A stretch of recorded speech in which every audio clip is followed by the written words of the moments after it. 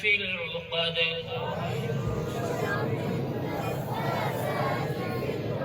ومن شر حاسد إذا حسد. بسم الله الرحمن الرحيم.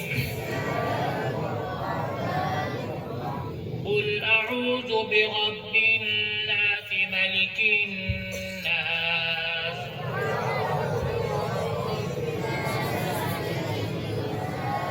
إله الناس من شر الوسواس الخناس